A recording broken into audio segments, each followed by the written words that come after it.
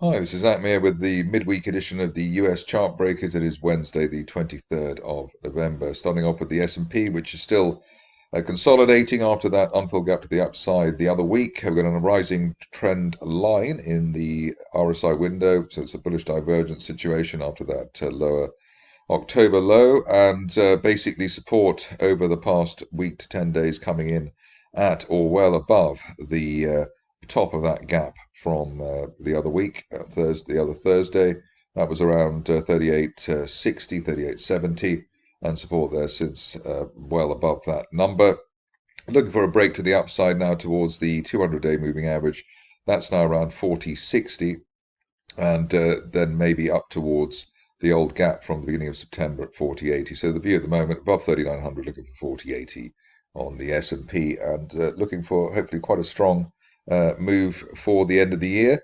The upside, in terms of the upside, there's potential of a move towards that top of that broadening triangle as high as 4,500 maybe the next 1 to 2 months. Obviously, that sounds highly ambitious, but at the moment we are still on for it. The nightmare scenario, really, I suppose, the worst is that we would just fail at the 200-day moving average once again, as we did in August. If we do that, then we'll be back down to the 50-day moving average area around 37.80 in the floor of this month's gap. Moving on to the stocks, and a couple of famous names to start off with on this situation.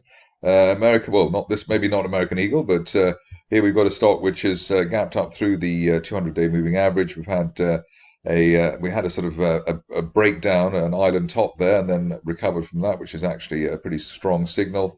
Neckline resistance for this stock around $14.30, and above $14.30, looking for significant upside here towards the top of a broadening triangle from earlier this year.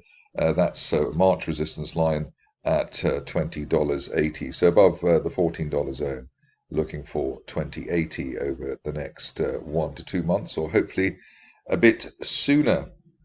Moving along to a name which most of us have heard of, Abercrombie and Fitch, and here we've had a massive gap to the upside. We had a gap earlier in the month that was filled, and so a gap fill rebound, but obviously we did have a gap down, so the stock making sure that people are on their toes. Current situation is that while there's no end-of-day close back below yesterday's low at 21.25, we're looking for a top of June rising trend channel as high as $25 over the next couple of weeks. But the main thing here really is that the shares managed to hold the bulk of the gains, break that resistance in a meaningful way from August, and then nestle above the 200-day moving average. The risk is always in these rebound situations that the 200-day line will be the barrier. On to the next situation, which is Burlington stores. And here a gap through the 200-day moving average after an island reversal that we had as well, and unfilled gap to the upside. So plenty of movement here, but plenty of volatility to keep people on their toes. Target here up to the top of that broadening triangle from back in the spring, back in May. That's heading towards the $240 area, and that's valid while we hold above that August peak around $174. So above the 174 area, looking for 240 over the next 4 to 6 weeks on Burlington stores. Stock which is also looking quite healthy these days, Brainstorm Sell, and here you can see that we've had attempted a revival after the massive gap down that we had earlier this month.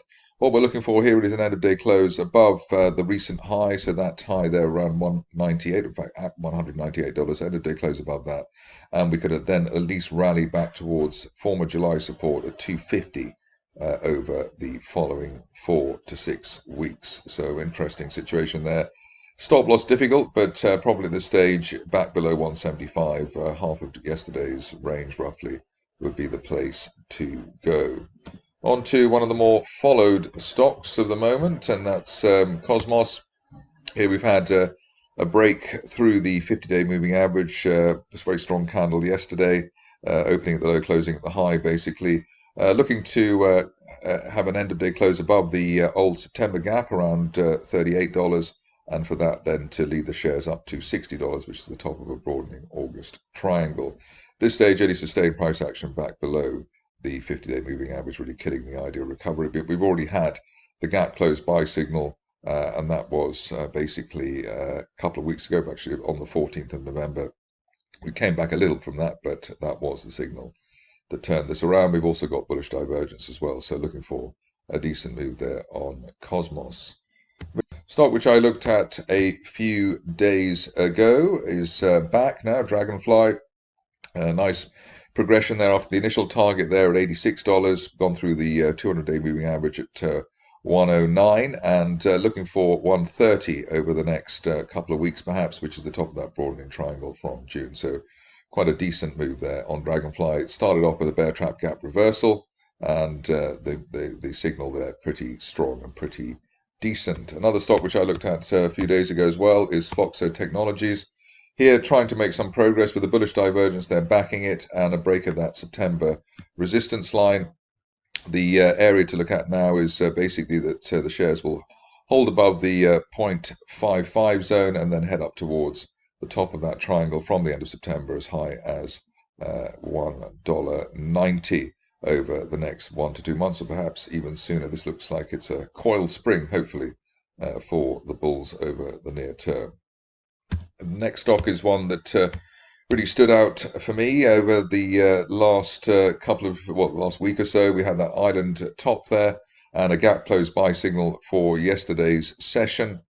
The view now is that while we're above the $50 area in the top of that gap, we can head up to a June resistance line projection, currently predicting a $19 target, perhaps as soon as the end of this month. On to another stock which is normally in focus in terms of the small caps here. Here we've had a nice push for Palisade up towards that resistance line there around the $3.70 area. End of day close above the 50-day moving average though at 483. Could take the shares up to as high as $12 or $13 over the next 1 to 2 months. So just waiting to see really whether the shares can lift themselves through that 50-day moving average area. So $1 to go roughly on that. A couple of stocks to finish off with. The first one is one which has been doing rather well of late, as you might sort of guess, with the momentum nature of most of the stocks we look at. And if I can type it in successfully, you'll see which one it is.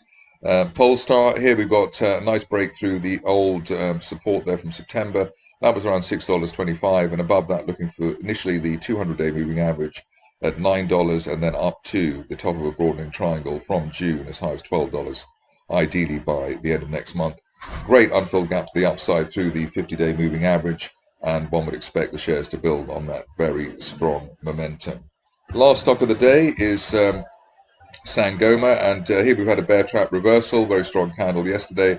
End of day close back above the old initial support there for October at around the 475 level.